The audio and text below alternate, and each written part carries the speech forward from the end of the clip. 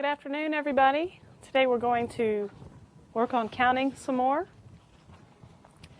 So first we're going to start out with a neat example of counting.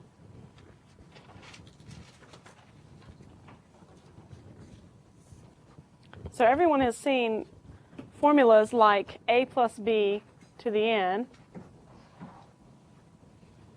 before. So let's just look at some of the coefficients for these.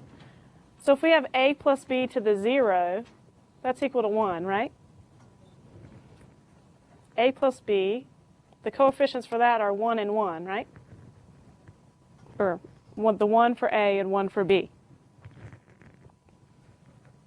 How about a plus b squared? That's a squared plus 2ab plus b squared, right? So the coefficients for that are 1, 2, 1.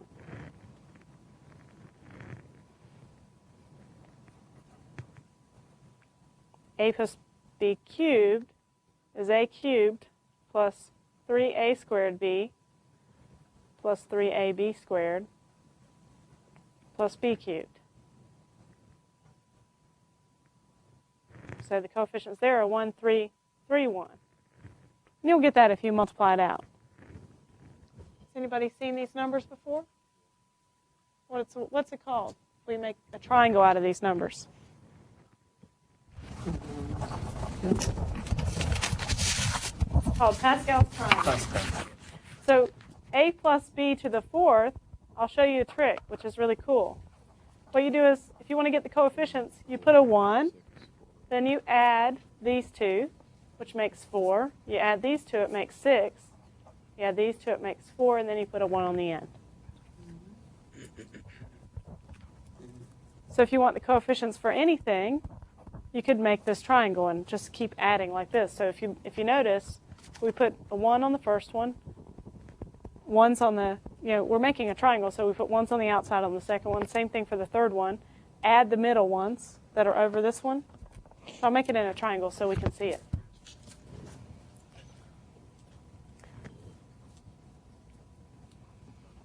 So this is called Pascal's Triangle.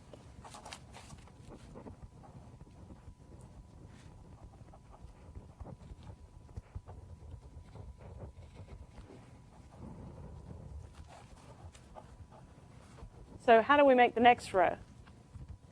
1, 5, 10, 5, 1. 10, 5, 1.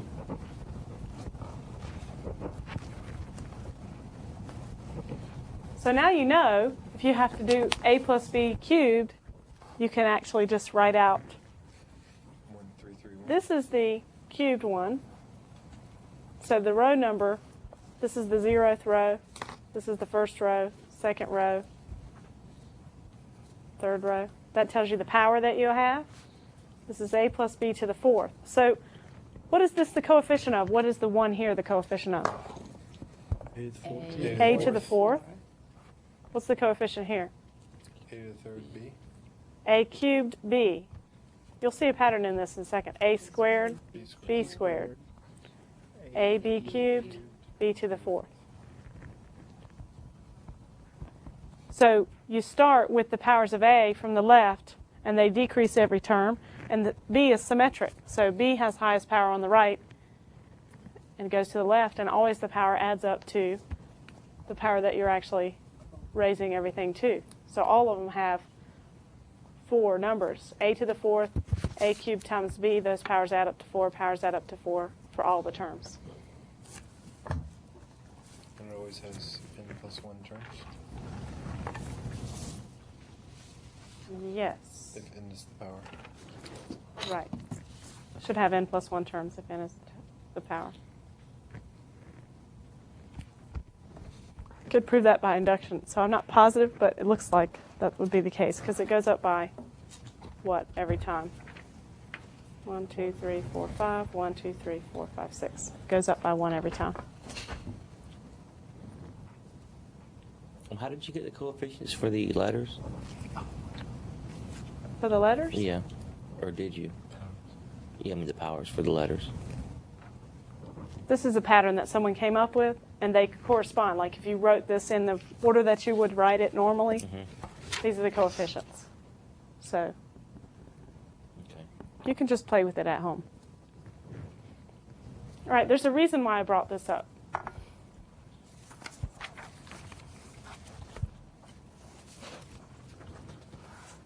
Okay, and the reason is this.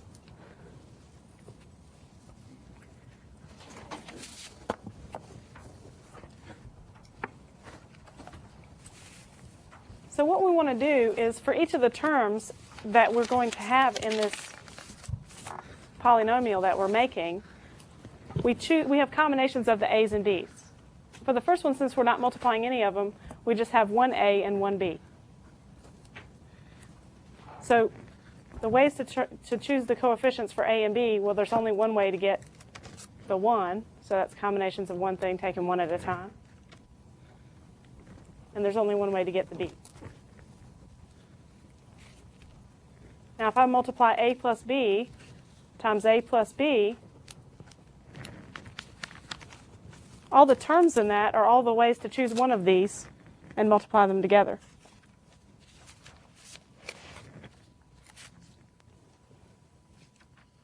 So there's only one way to get an a out of both of these, right? There's only one way to get a b out of both of those. How many ways are there to get a, b? 2. There's 2. I can take an a from there and a b from there, or a b from there and an a from there. Let me look at my table. Or I write something confusing.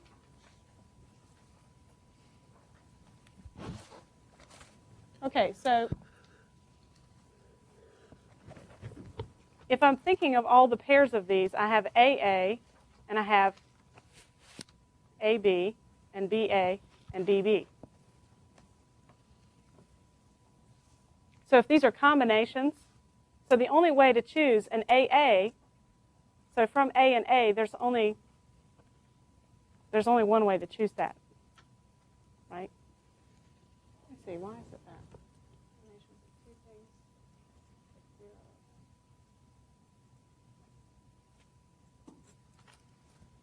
Oh, I'm not explaining this very well.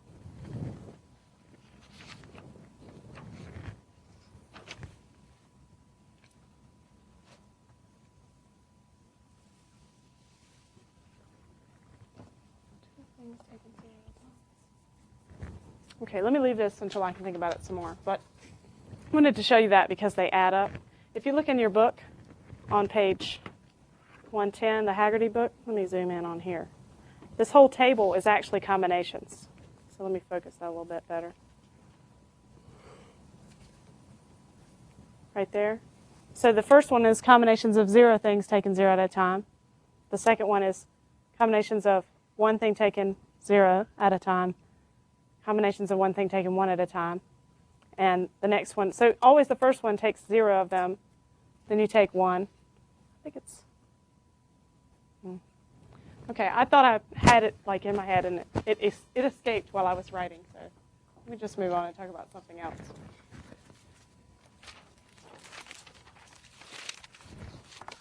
So it's good to know that triangle anytime you have to make polynomials anyway. And it's really neat. It has lots of patterns in it. So if you take a look in the book, it actually talks about some of the patterns that are in there, and you can prove the way the numbers add up in that triangle. You can prove it, and that's in your book on page 111. Okay, so last time we started talking about the pigeonhole principle.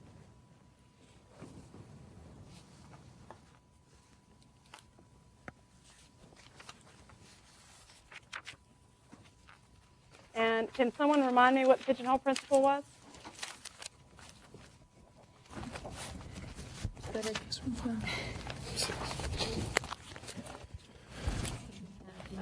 holes, 3 pigeons, then one hole will have at least 2 pigeons in it. Right, if I have more pigeons than holes, then at least one of the holes has 2 pigeons in it. So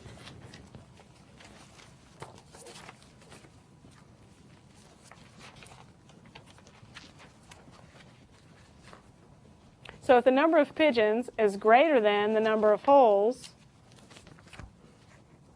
that implies that there is a hole with at least 2 pigeons in it.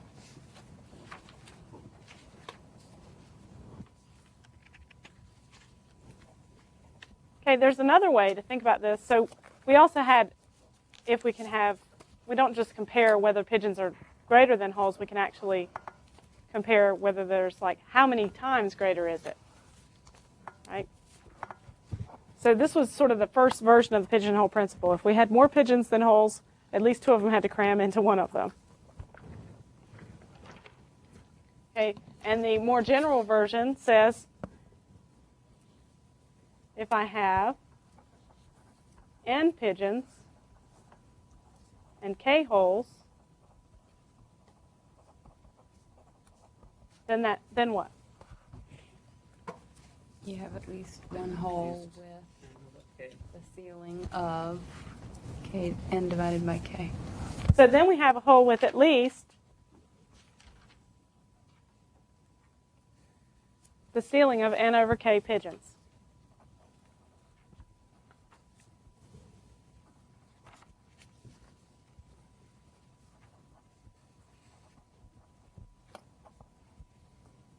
So the reason for that is I can distribute the pigeons any way I want to. There's lots of ways to distribute them, right? So for each pigeon, I could pick a hole to put them into. So let's count how many ways there are, actually, to put pigeons into holes. If I have n pigeons, then what I'm going to do is for each pigeon, let's just say n equals 5. Okay? So this is pigeon 1. 2, 3, 4, and 5. And then each of those pigeons, I'm going to label them with which hole they're going to go into.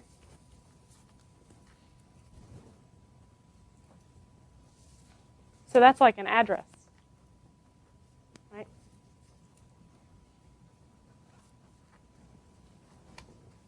So say that there are 3 holes. So each one of them could go in any one of the 3, right? So for each pigeon, how many choices do I have? 3. So all of them have 3 choices because they presumably can all fit into the pigeonholes. So the total number of ways to distribute the pigeons is 3 to the 5th. We don't add them because pigeon 1 has 3 choices, and then after he makes that choice, pigeon 2 gets to make 3 choices. So the combinations of those we have to multiply because these things happen simultaneously. And that was our product rule that we talked about last time. So if we have 2 independent things that happen simultaneously, we multiply the possibilities together. So there's this many ways to distribute the pigeons. And so what's cool about the pigeonhole principle is even though there's this many ways to distribute them, we actually know something about the distribution no matter how they get distributed. 3 to the 5th is a lot, right? That's a large number. I don't even feel like calculating it. It's like 9 times 9, 81 times 1 more, 3, which is a lot of ways. So every single one of them, if I have 5 pigeons, 3 holes, I can guarantee that there are ceiling of 5 over 3, which is 2 holes. Sorry, 2 pigeons in 1 hole. So what kind of problems do we use this for?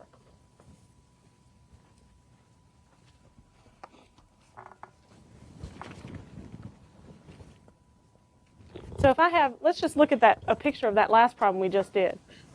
So if we have 3 holes, these are the holes, and 5 pigeons, so that 3 to the 5th was the ways to distribute.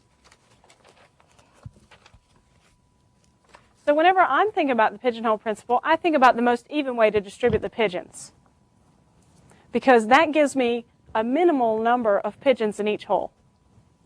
Right? So if I want to sort of minimize the number across all of the holes, I would start by putting 1 in the first one, and 1 in the second one, and 1 in the third, and so on, until I filled every one with 1. And I would do the most even one to minimize the number of pigeons in each hole. I mean, if I wanted to take 1 hole and minimize it, I could just say you can't use that one, and that one would be 0. But if I want over all the holes to guarantee like the minimum number in each hole, the smallest number possible for every hole and not have like a lot in one, then I would distribute them really evenly. So for the 5 pigeons, I would put them like this. It's not that this is the way it happens, but if you draw this picture, then you'll understand the pigeonhole principle better. Because here you can see that I can guarantee that at least one of the holes has 2 pigeons. No matter how you distribute it, this is the most even way I could possibly do it. There wasn't anything I could do to keep any of the holes from having 2 of them. So distributing them as evenly as possible is the way to see, like, could I have kept one of them from having at least 2 in there? Because as soon as I put all 5 in one, I've already got guaranteeing that at least 2 have in there. Jeff, you looked like you had a question. I was just going to say, is that useful for doing conversion to a binary string? And yes, it kind of is. Is this useful for doing a conversion into a binary string for like where the pigeons live? With the donuts, we could do the same kind of thing with the the donuts? pigeons. Cookies. We could. Cookies. Thank you. Donuts, cookies. Whatever. But it doesn't matter. So Actually, it is sort of like that. Let me think. it is, but it's not really that relevant. So Right. Okay. The reason why that one's different. Why is that one different?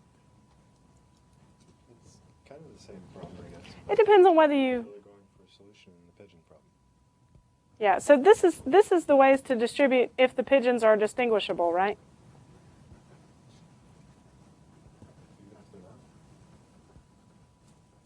Well, I made them distinguishable because I numbered them when I solved the problem. If you number them, you can tell them apart. True. Okay, so if they're not, then we would be doing a divider problem, just like you're saying. Right, so if I can't tell the pigeons apart, that's a really good point that you made. If I can't tell the pigeons apart, the number of ways is a lot different, right? Yeah. Because then I'm distributing 5 pigeons among 3 kinds. So I have how many places? So if they're indistinguishable, if I can't tell them apart, which is actually makes more sense because I can't tell those things apart, then we make places for the pigeons, right? And we have to put dividers, places for the dividers, right? If in our binary string solution. So how many do we need if we have 3 kinds?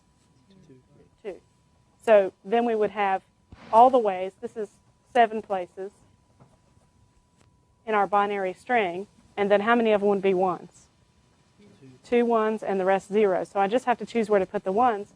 So that is going to be combinations of 7 things taken 2 at a time, which is the number of pigeons plus the dividers. Equal to 3 It's not equal to 3 to the 5th. Okay. So that's if I can tell the pigeons apart. That's a lot more ways, Okay. right? I got you. This is a lot fewer ways because this is binary strings that Order doesn't matter what order the pigeons are because I can't tell them apart. So this is equal to what? you said 5? 7 factorial. This is equal to 7 factorial over 7 minus 2 factorial. 7 minus 2 factorial times 2 factorial, 2 factorial. which is equal to 7 minus 2 factorial is 5. 5 factorial. So this top one, if you cancel out those 2, this top one is 7 times 6 over 2 factorial. Now you can see that that's significantly smaller. Right, 7 times 6 is 42. Divide that by 2, that's 21 ways. 21 ways to distribute the pigeons. And that's a lot less than 3 to the 5th. So this is the way I really should have solved the problem, but still that's a lot of ways to still be able to guarantee that every solution has at least 2 pigeons in one hole. Okay, so this picture is something I want you to remember to do because we actually want to solve problems having to know, like sometimes we don't know how many pigeons there are, or we might not know how many holes there are, or we might not know how many we can guarantee are in each hole. So we might have, given the other 2 variables in here, n and k, so n being the number of pigeons, k being the number of holes, we might have to either figure out n or k or the ceiling of n over k. Ceiling of n over k is easy, right? So when you see a pigeonhole problem, first you have to learn how to recognize one. So I gave you a problem last time.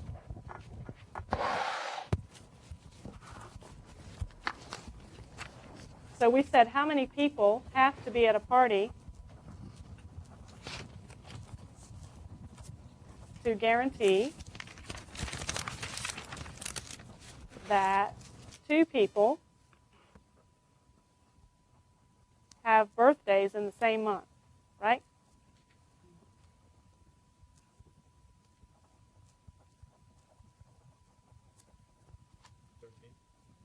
And the answer was 13 because we have 12 months. So whenever you see the word same, you should be suspicious. Like if we're guaranteeing something and you see the word same, you should think that's a pigeonhole problem because I'm guaranteeing some number of things that have the same something. So the pigeonholes are the categories or something that you're labeling everything with, or addresses or initials or something that people have in common that you're going to be comparing. So the thing that comes after the same, that will be the pigeonholes. And that's K. So the people at the party is what number? N. That's the pigeons, right? Or N.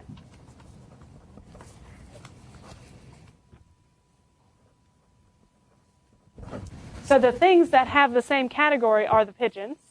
The categories are the holes. So the thing that comes after same, that's the holes. The other thing is the pigeons. And then the number we're guaranteeing should be the ceiling of n over k. So what we were doing is we were saying, well, what's the smallest n so that n over 12 is equal to 2. The ceiling of n over 12 is 2. So one way to solve this problem is to think of the 12 boxes, right, and put 1 in each, so on and so forth, and then say, okay, I have to have 1 more to guarantee that there's 2 in 1 box, right? So that makes 13. So that's how you can figure it out with a picture, or you can use this.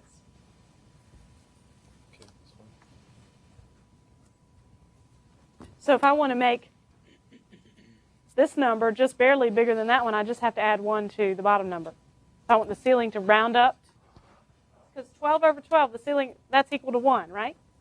So the ceiling of 12 over 12 is just 1. So if I move n up just 1, that's 13, and the ceiling of that goes up to 2 because it's bigger than 1, has a remainder.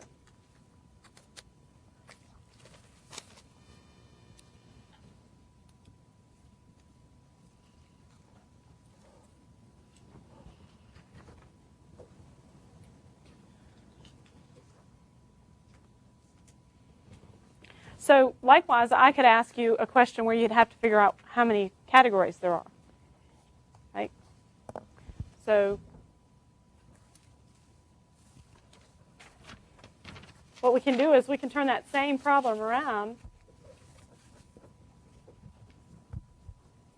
How many different months can people at a party be born in if we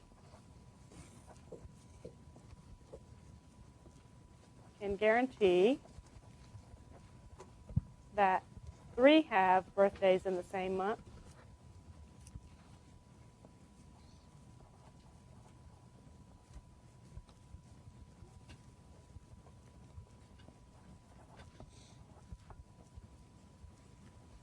and there are 7 people at the party.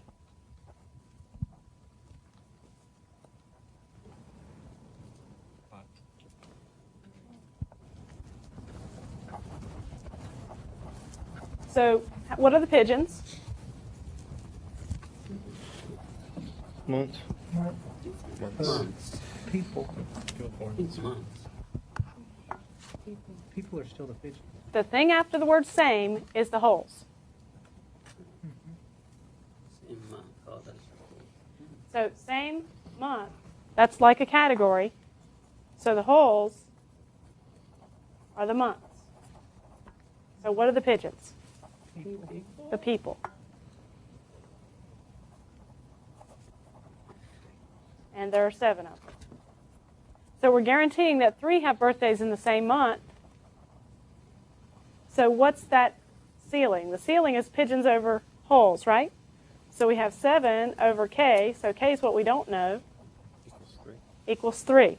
So what we want to do is find the maximum k that can guarantee this. So whenever we're on the bottom, we're going to find the max. And whenever we don't know the number on the top, we would want the min.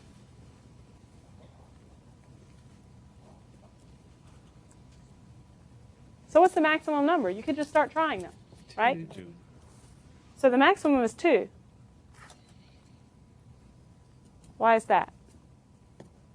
7 divided by 2 is 3.5. 7 divided by 2 is 3.5. Okay, what about 7 divided by 3? 2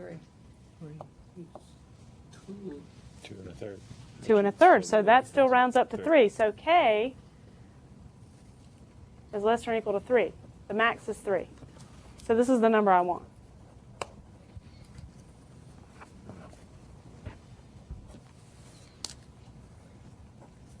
All right, it's a little bit confusing because I use months and we normally think there's 12 months. But if you're asking how many different months could people have been born in, if I'm guaranteeing that 3 people have birthdays in the same month and there's only 7 people, then I can't have as many months as 12, right? Because 7 over 12, ceiling of that is still 1. So I can't guarantee that 3 people have the same birthday. So you could think of this problem also like, so I could change it. It could have been how many different cars did people come in if I can guarantee that 3 people came in the same car and I have 7 people at the party. That sounds a little more like something you'd calculate also. So you could have said how many different cars could there have been that drove to the party if I was guaranteeing that 3 people were in the same car. The answer to the problem is the same, right? Okay, so the other way to solve this problem with a picture, let me just do the picture right quick for this problem, is we don't know how many holes there are, right? We don't know. But in the pigeonhole principle, we know we're distributing as evenly as possible. And we're guaranteeing that there are 3 in one box. So go ahead and draw the 3 box. Right? And we know how many pigeons there are. There's 7. So the rest of the boxes, one box has 3, because that's the ceiling. And the rest of the boxes have to have how many? 2, 2. at least 2. Right. We want them to have 2 because we're thinking about that even distribution whenever we're thinking about the pigeonhole principle. So what I do is I keep drawing boxes and putting 2 in them until I get up to the number of things that I have. So this makes up 7, so now I know I have 3 boxes. So that's another way to solve it without having to get confused about the ceiling function. But it doesn't hurt to just try a few numbers in it. Yes? So we always assume an even distribution. That's one reason why I mentioned that we have different numbers. We have lots of possible distributions. When I'm solving for max or min, I do the most even distribution because the pigeonhole principle sort of turns on this even distribution because that minimizes the number of pigeons. It minimizes the maximum of the number of pigeons in a hole. Does that make sense? Like if I distribute evenly, the maximum number of pigeons in any hole is the smallest possible. So that's what the pigeonhole rests on. The pigeonhole principle rests on. Even if I distribute as evenly as possible and make the max as small as possible, then there's got to be 3 in one hole. So no matter what else I do, there has to be 3 in the hole. So this isn't the only distribution, but when I'm solving a problem, this is the distribution I use because it helps me figure out the numbers.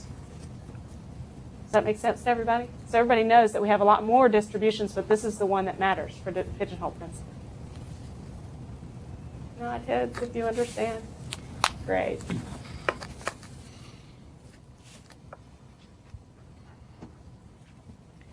It just seems like that the answer should be 5 to that one.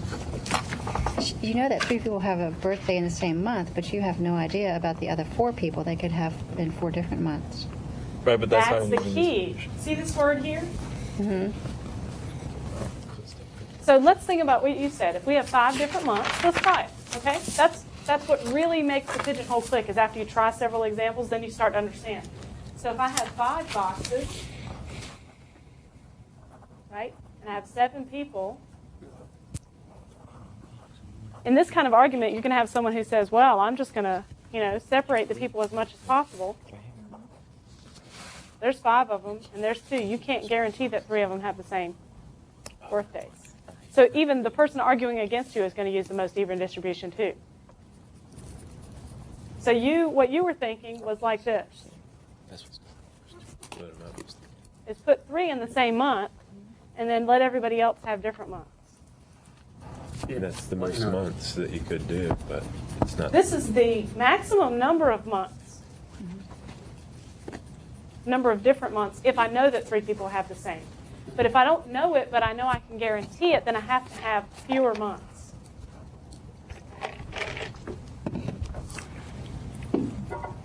Right? This doesn't guarantee that 3 of them have to be in the same box. Because I could have taken this one and put it in a different box.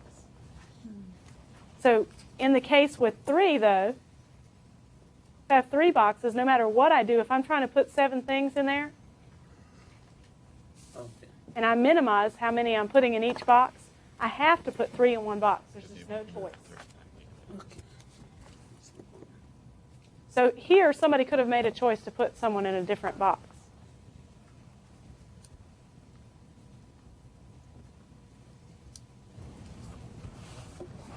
So the key word is guarantee. Because you've got you have an adversary that's going to try to distribute the people as sparsely as possible, and you want to say no matter what you do, there's going to be 3 in one of those. So this person has a choice to ruin what you wanted to try to prove. This person has no choice. They have to put 3 in one box because there's simply not enough boxes. If I had one more box, I could put that leftover in the other box. So 3 is the maximum number of boxes I can have and guarantee that someone, no matter what someone does, they have to put 3 in one of the boxes. Yes, Joni? Yeah, I was just wondering, guaranteeing that 3 have the same birthdays, how about if we say the other 4 have the same birthdays? How would that change it? How would it change it if we want to say that 3 have the same birthday and the other 4 have the same birthday? Yes, but you are guaranteeing 3 have the same birthdays. The other 4 could have the same birthdays. You're not guaranteeing. They could. I'm not saying that I'm guaranteeing that there's actually 3 months that people have birthdays in. There could be only 2. Okay. So 3 is the maximum number of months that we could have and guarantee that 3 have the same. So I could have just 2 boxes. Yeah, And I could have 3 in one and 4 in the other. And that's fine. Or I could have just 1 box and have all 7 people be born in the same month. And that's okay too. So any of those cases works. What we're trying to do is add boxes and see when it stops working. As soon as I add the 4th box, that's when it stops working. Because I can put my leftover in that 4th box. And this is the most even distribution possible. And I didn't have to put 3 in any box.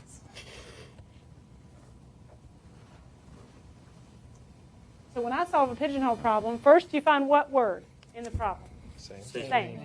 The thing that comes after the word same is the holes, or the categories. So you know that's K. Then the other thing in the problem has to be the pigeons.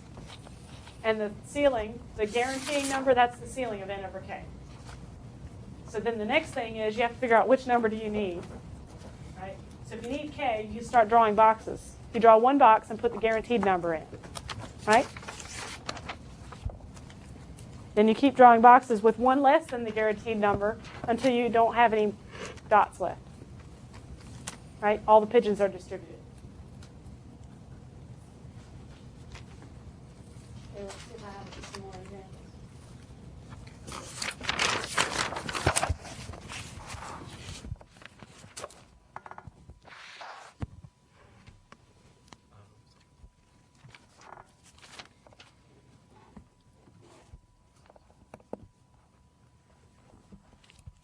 So how many people must be in a class if two have the same, say, two initials. This is a two-stage problem. First, we have to figure out how many holes there are because it's not given, right? We have to figure out what the holes are and what the pigeons are, and then we have to start figuring out the numbers. So this is the ceiling of the pigeons over the holes, because that's what I'm guaranteeing.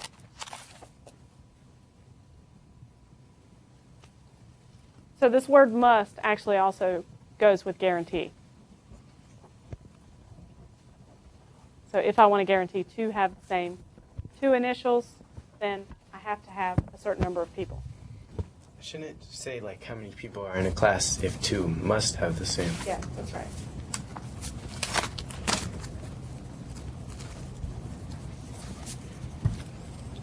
Okay, so what are the holes? Two initials. Initials. These two initials. So how can you have two initials? First name, last name. First name, last name. How many choices are in each? 26. 26. 26, because I can have the same letter twice, right?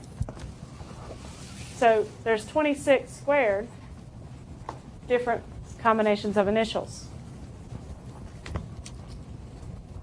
So if I want to have the number of people over 26 squared equal to 2, how big does the number of people have to be?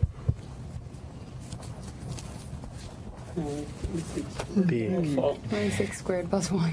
It just has to be one more than the number of different initials. It's a distance education class. Everyone is scattered around the country. There's lots of them. Okay, so n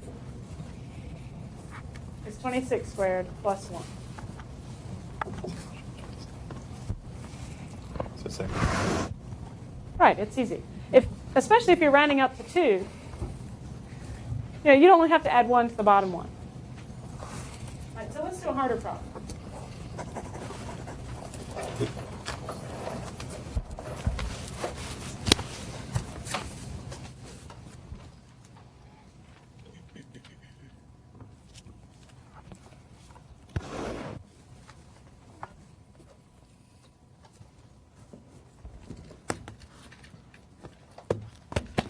Let's say 2, let's say 4.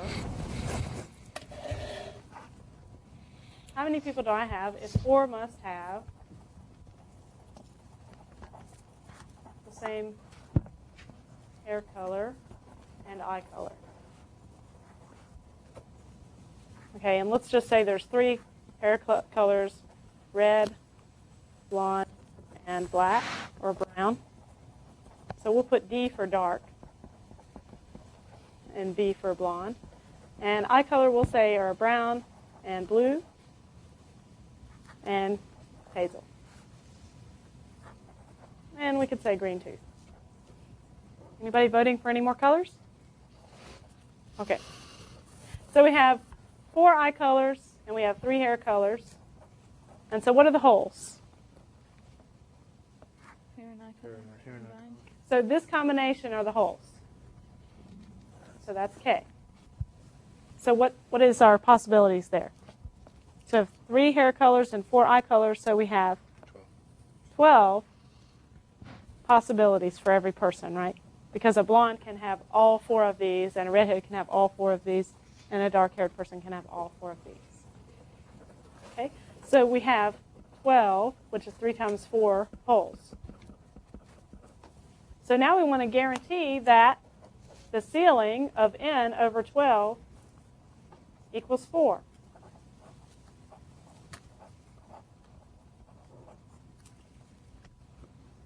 So now if we go back to the boxes, that's the easiest thing because ceiling gets a little bit confusing, right?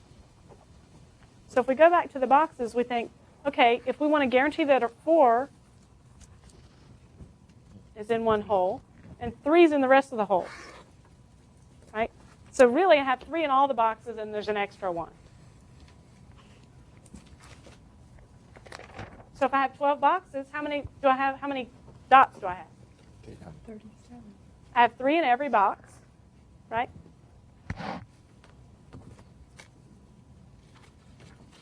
So I have 3 in every single box. except I have one extra in the first box. And I have 12 of them. So how do you figure that out? The total number of dots is what? I think you're right. 12 times 4 plus 1. It's not 12 times 4 plus 1, because there's 3 in every box, and there's 12 of them. So you have 9 out of 12. You have 9. 40? And 3 boxes. 37. Okay, I didn't hear, no. So it's 3 times 12, and then add that last one that was in the first box.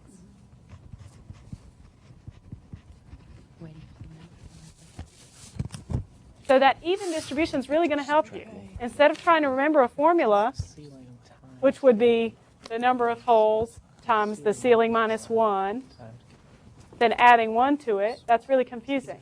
If you draw the picture and think, okay, I put 1 less in all the boxes, and I stick the remaining 1 in the first box, that's the number.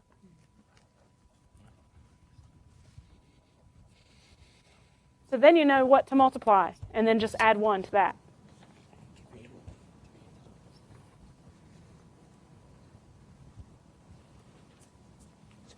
So let's write down a little procedure to do. Excuse me.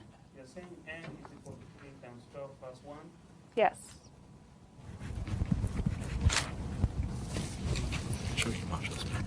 That's the minimum number I have to have. I have to have at least that many people.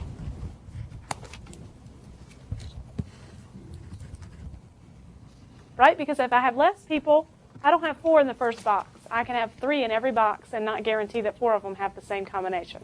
Okay. So you have to have 4 in the first. There are 12. I have to have 12 boxes, and there has to be 4 in one box and 3 in the rest. Okay, 12 boxes. Right? So the number I'm guaranteeing goes in the first box, and the rest of the boxes have less, 1 less. That even distribution is what I'm going for. So I want everything to have 1 less, except for 1 box has 1 overflow.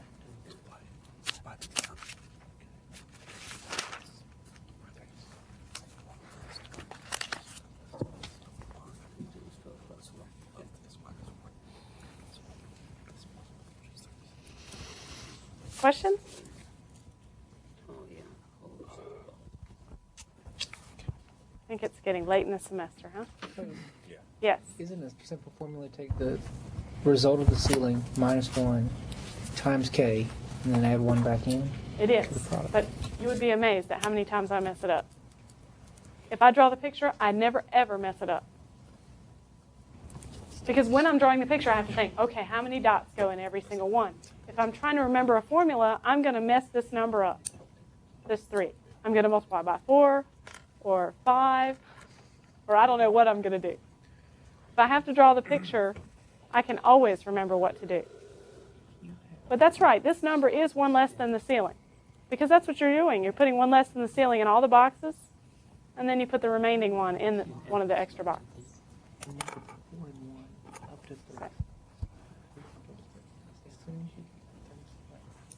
Because we're trying to be stingy and put as little as possible. Right? You're trying to save money. You don't want to put anything out that you don't have to. You want to guarantee 4 in 1, so you have to put 3 in all of them. I mean, you could put more, right? But I'm trying to find the minimum number of people I need to guarantee that. Okay, so the first thing I do is I look for the word same. That's the holes. So I count those, and that's equal to k. And the other objects are the pigeons. The number that's being guaranteed is equal to the ceiling of n over k. So I might have to figure out any one of those numbers. If I'm giving n and k, that's easy to find the ceiling. If I'm given the number of pigeons, I have to find the number of holes. How do we do that?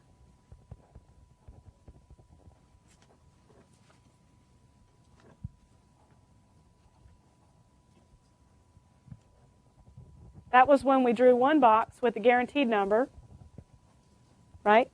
So say this was 4, like in that previous problem. And then I keep drawing, I put 3 in the next box, and I keep drawing boxes until I get my number. So in that previous problem, if I had told you that there were 37 people, I could have asked you, how many combinations of hair color and eye color can I have? And you would have drawn the boxes. You would have put 4 in the first box, 3 in the next box, and so on until you put 37 dots. Okay, so in that problem, I would have kept drawing boxes until I had 12 of them,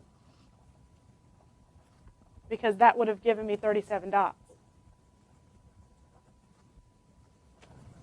8, 9, 10, 11, 12.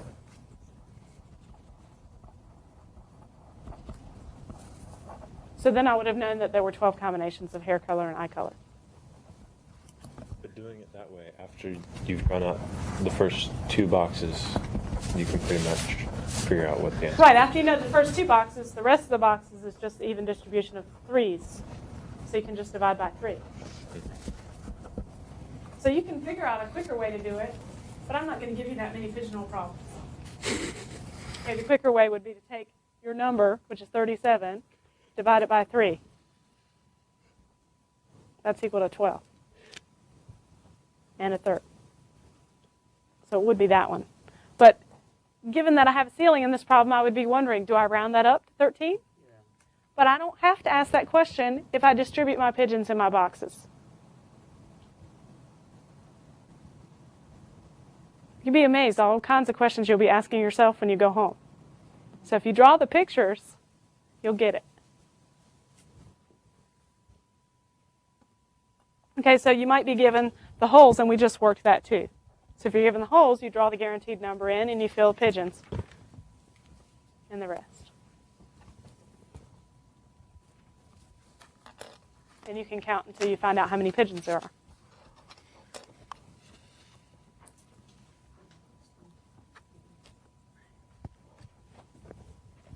Okay, there's some little tricky problems sometimes when you're doing pigeonhole problems. And that is, sometimes you might be asked to guarantee something, but then it looks like that there's the same number of pigeons and holes. And so you've got to do something to make it so that there aren't the same number. You have to have fewer holes than pigeons, right? So here's a problem that's going to be on your homework.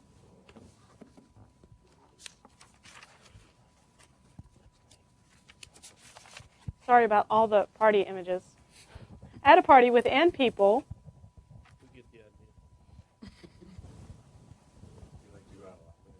no, it's just that's all the problems I can think of right now. At a party with n people, show that I can guarantee that 2 people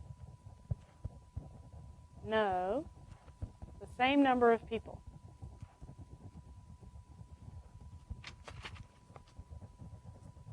And n is at least 2.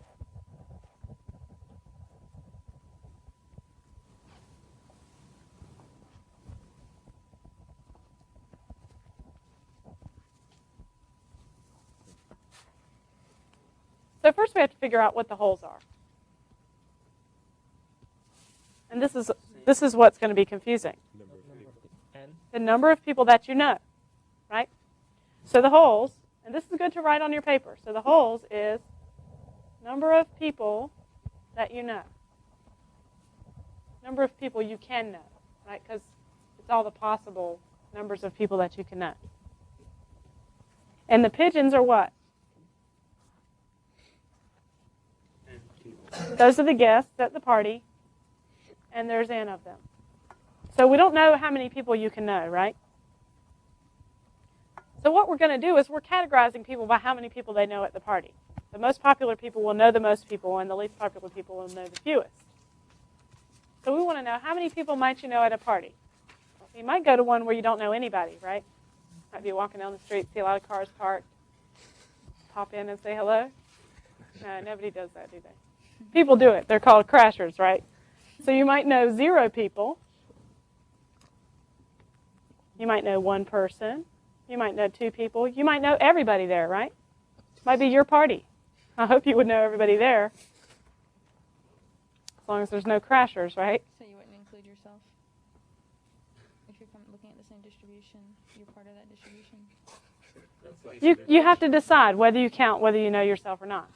So you just have to decide, like write it down in the problem. Let's assume that we don't know ourselves, okay? Because then we can't have 0, but we already wrote the 0 down. So let's assume that you don't say you know yourself. Because if someone walked up to you and say, how many people here do you know? And you're like, 1. And they're like, who? You're like, me. You know, that's a really bad joke, right? So let's not formulate really bad jokes. So let's assume, you can write this down, assume you don't know yourself. Like, we don't use the word for that. I mean, you do know yourself, right? At least a little bit. And we're also going to assume what? We need to assume, like, if I know you, then you know me. Right? So that's symmetric. That's a symmetric relationship, right? So assume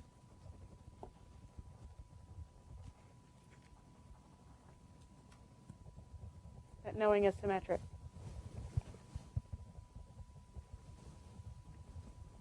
So now how many holes do I have? N. That's a problem because I have N pigeons, right? I have N holes, N pigeons. Can't guarantee that 2 people know the same number of people. So there must be some special thing that happens that keeps me from being able to use all of the different holes. Right? So we have a couple of cases. Let's say case 1, this is my party.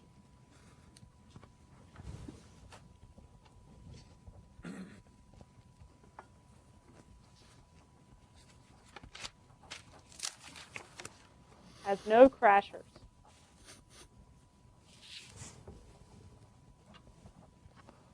Because I kicked them out.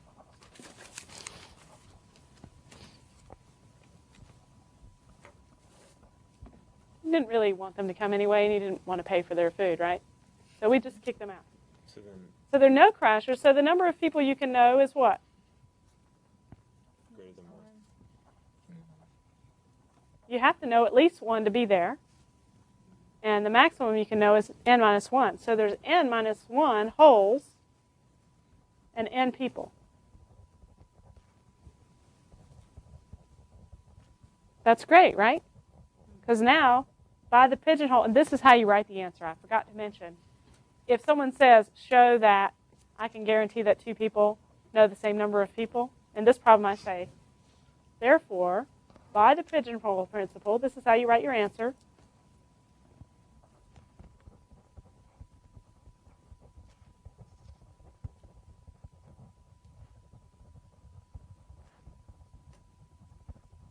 Since there are n people, and I might put pigeons in parentheses, and n minus 1 people I can know, in other words, holes,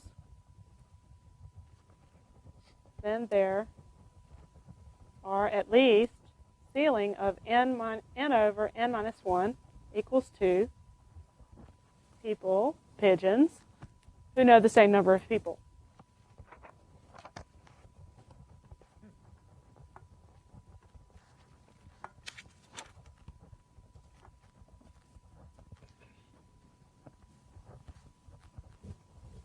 In other words, you just have to say, you could just write every time, you could say, by the pigeonhole principle, since there are n pigeons and k holes, there are at least ceiling of n over k pigeons in 1 hole. You can write that as long as you specify what the pigeons are and what the holes are. If you want to speak like a regular person speaking English, you would say, by the pigeonhole principle, since there are n people and n minus 1 people that you can know, then there's a ceiling of n over n minus 1 people who know the same number of people. Well, say that you're not at one of my parties and they allow crashers, and that there are crashers there. So there's no crashers at this party. But what about parties where there are crashers? If I know that there are crashers there, then what? Then it can't be n minus 1. It has to be n minus 2. Then the maximum number of people you can know can't be n minus 1. It has to be n minus 2. Because there's someone there who doesn't know anyone. And since we've said that knowing is symmetric, then no one can know everybody if there's a crasher there. So we're going to write that down as soon as everyone's ready. Okay? So case 2, we're at a party where there are crashers.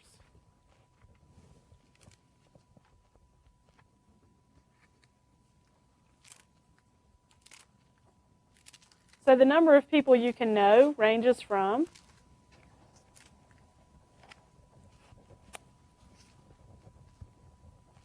0 to n minus 2, since you can't know everyone.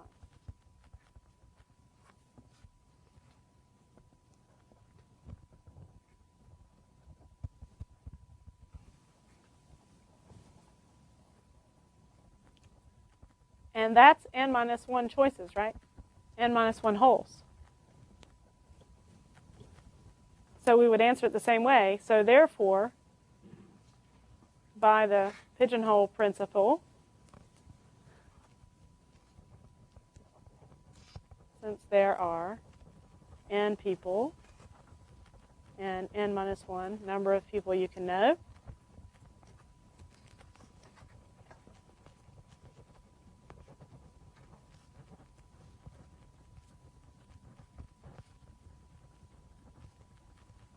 then there are at least ceiling of n over n minus 1 equals to people who know the same number of people.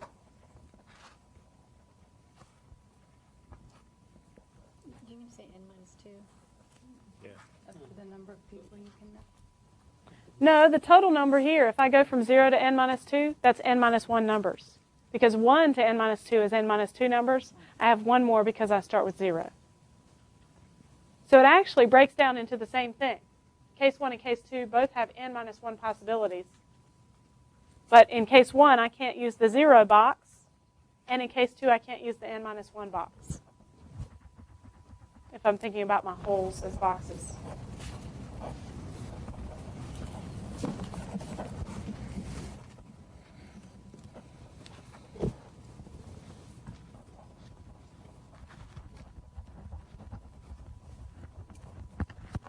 So in this problem, you just had to use some logic to figure out why couldn't we use all the holes at the same time.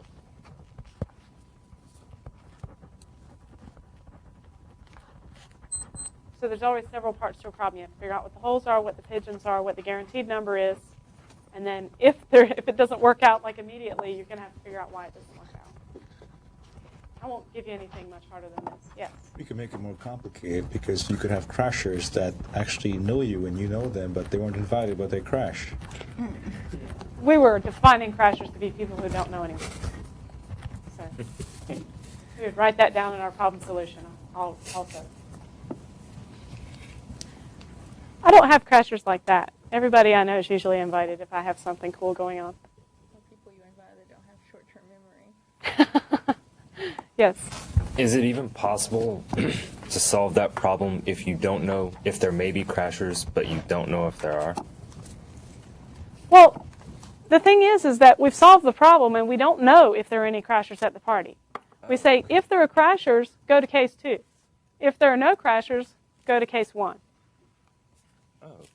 So we want to make sure all of our cases cover every possibility. And then our proof is complete as soon as we have. And so we have both cases. There's either crashers or not. So you can either use case 1 or case 2 no matter what, in whichever situation you're in. So you want a proof to be able to do that. So if someone says, well, what if it's like this? You say, oh, well, then you do this. Okay?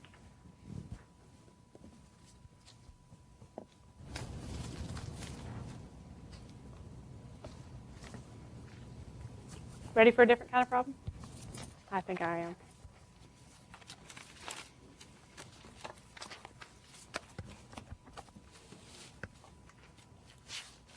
Okay, so suppose I have a word like Mississippi.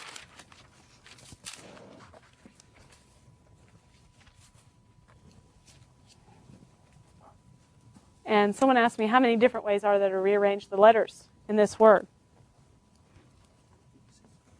If they were all different letters, it would be easy, right? Yep. 1, 2, 3, 4, 5, 6, 7, 8, 9, 10, 11. There's 11 letters. So if they were different, what would the solution be? 11 different ways. It would just be all the ways to arrange 11 things, which is permutations, because order matters in a string. And it would be 11 things taken all 11 at a time. So if I'm arranging 11, how many ways is that?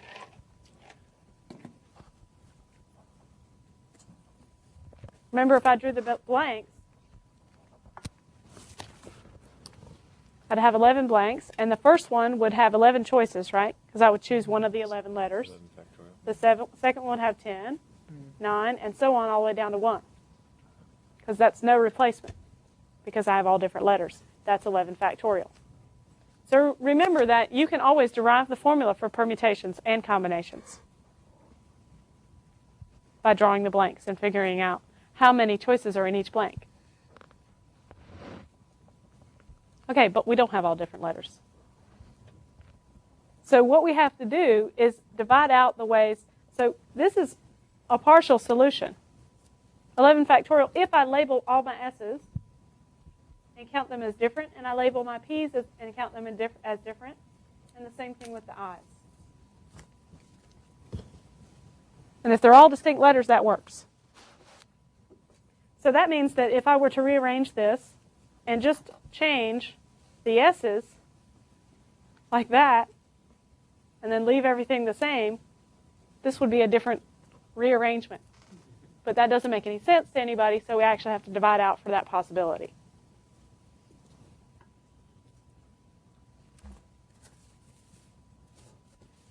So what we can do is say we can divide any solution out. We can divide out all the ways to rearrange S's, because we can't tell S's apart. So this solution is counted as different, and as a matter of fact, any of the rearrangements of orders of S's would be a different arrangement, because I count them as distinct. So if I don't want to count them as distinct, I need to divide out by the number of ways to rearrange the S's. And there are how many S's? 4. How many ways are there to arrange 4 S's? 4 factorial. Right, so there's 4 factorial is the ways to rearrange the S's.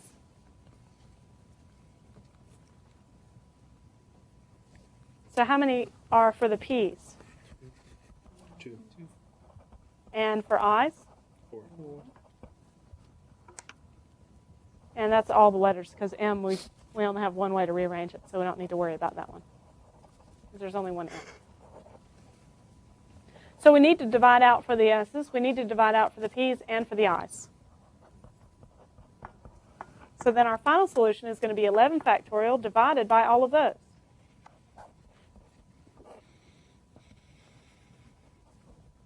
So that's one way to think about it. You can think about it that way. I'm going to show you one other way. And whichever way works for you will be the one that you'll use if you have a problem like this. So if you have objects to rearrange and you can't tell some of them apart, you can arrange them like you can and then divide them out by taking out the orderings of the ones you can't tell apart. Are there questions about this before I do the other method? Yes. We didn't consider M. That's because the ways to rearrange M is 1 factorial, and there's only one way, so I didn't bother writing it, but you can do that. So if you do that and you write all the 1s on the bottom, then the bottom numbers should add up. The ones that get factorials on the bottom, they should add up to the top one if you write down all the different letters that you have. So now with the 1 down there, like Joni suggested, all the numbers on the bottom add up to 11. And then you know you've covered everything.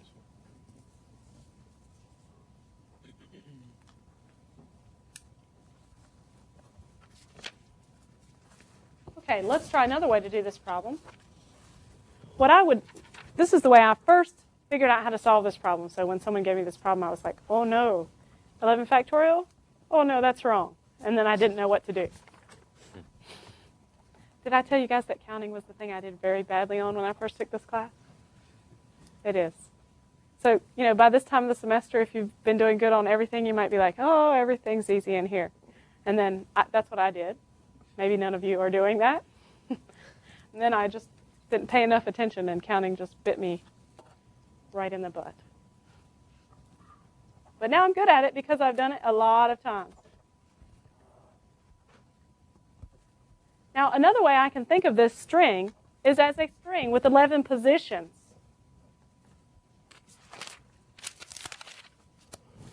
Because I know I'm going to end up with 11 because I'm rearranging all the letters of Mississippi and I'm not dropping any of them. So what I can do first is just figure out where I'm going to put the M's. So I have 11 choices and I have how many M's? I just have to choose one of them to put that. So, and it doesn't matter what order I choose them. Out of 11, I'm going to choose one for the M's. And then, let's say I put the M right here. Doesn't matter. Then what I'm going to do is I'm going to place the I's, or whichever letter I decide to do next. How many blanks do I have left? 10. 10. How many I's do I have to put down? 4. So I just have to choose 4 places for I's, and here's an example solution. So how many blanks do I have left? 6. And now let's place the P's. There are 2 of them, right? Yep. So I just have to pick 2 places for P's. What's left? 4. I have 4 spots left. I have to place the S's, and there are 4 of them. Notice I didn't have much choice about the 4 that were left. So combinations of 4 things taken 4 at a time is just 1. Why does that make sense? Because no matter where you start placing the S's, you're going to run out of spots before you run out of S's. Right, I don't have any choice. If order doesn't matter, I have to put all 4 of them in the 4 slots that I was given.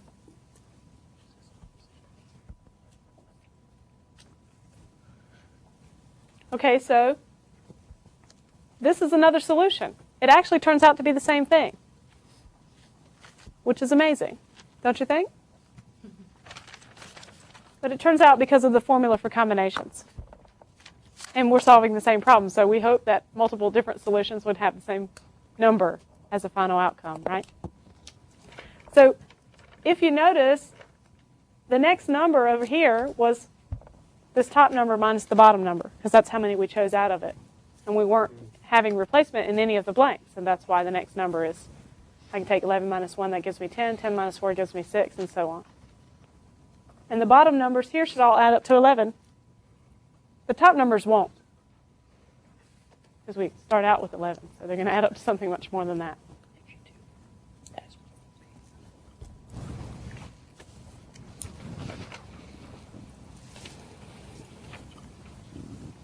Here's another cool problem.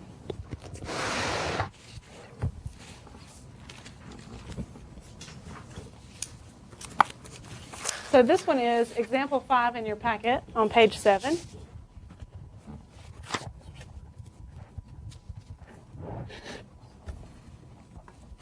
So this problem says, in how many ways can 10 boys and 5 girls stand in a line if no 2 girls can stand next to each other? This is minimizing talking in the line going to lunch, right? We have 10 boys, 5 girls. How many ways to put them in a line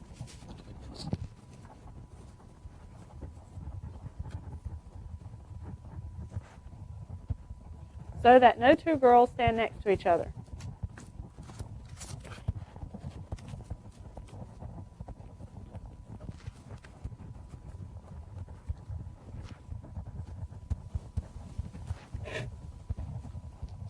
Now, there's a clever solution in the packet. You can think of the boys as dividers. You're not allowed to put any 2 girls between 2 boys. So what you do is you arrange the boys first, and then you only get to put girls in between the boys. There's several different things we have to consider here. First, order matters, we can tell, because they're put in a line. Right? So we answer the question, does order matter? Yes. That's a permutation.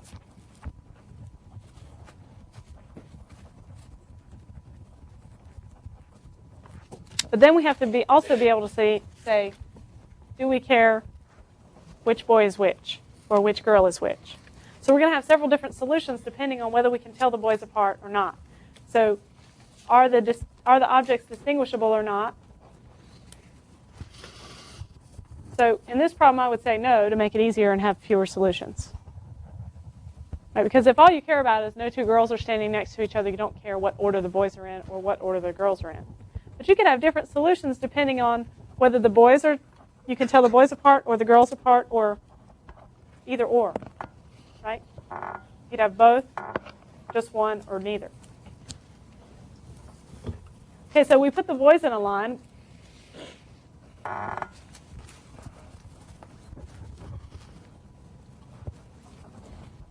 Let's just make it 6 boys. That's all I have room for. Then we're allowed to put girls in between and on the ends. So how many choices of places do we have for the girls? We have 7 choices because there's 6 before each boy, 1 before each boy, and 1 after the last one. So there's 7 places. We have to choose how many of them for the girls? 5. So if order doesn't matter for the girls, it's just C75 is the final answer. And if order doesn't matter for boys or girls. Right? Because even though I've numbered the boys, if I say I can't tell them apart, then there's only one way to put all 6 of them in a line, right? If I can't tell them apart. What's the solution if I can tell the boys apart? How many ways are there to arrange 6 boys? 6 factorial. So if I can tell the boys apart but not the girls, it's 6 factorial times C75. If I can tell both the boys and the girls apart, I have to multiply by what? All the ways to arrange the girls.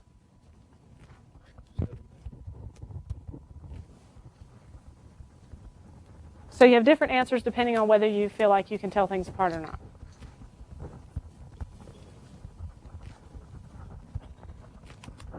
So in a problem, you just need to write what you're assuming. In this problem, I didn't specify, so you just say whether you assume that you can tell the objects apart or not.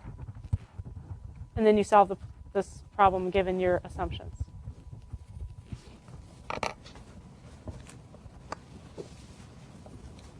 And the last thing I want to do before we leave is just to mention a problem that we have to do all the time if we're writing assembly code or using any kind of binary number system. And that is to figure out the maximum number you can represent with a bit string of a certain length.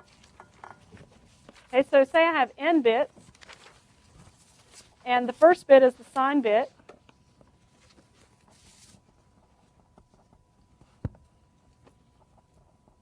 So how many, there's 2 questions. How many numbers can you represent?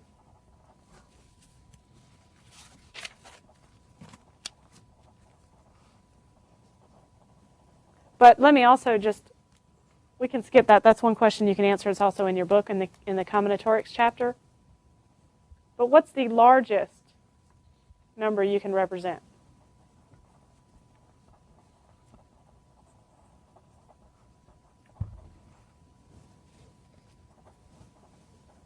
A bit is a binary value of 0 or 1. So I have n minus 1 positions, and the largest number is positive, right? So I have, there's n minus 1 places. This is this sign bit. So we're going to ignore that because it doesn't help us with making something larger. So in each of these positions, the largest number is going to be what? A 1. So these will all be filled with 1s. If I want the largest number, I fill the whole thing with 1s. Doesn't the sign bit matter when you want largest or smallest? Yes. Yes. The sign bit tells you whether it's positive or negative. So if I'm talking about magnitude, then it shouldn't make any difference. Tricky. Okay? Depends on your representation. Assume I'm using this 0 means one sign and 1 means the other sign. It doesn't mean anything else. Okay, so the largest number is going to be this number that has 1s in all the positions, ... So that would be, position represents 2 to the 0, right? And this position is 2 to the n minus 1. So the largest number is 2 to the n minus 1 plus 2 to the n minus 2 plus ... plus 2 to the 0.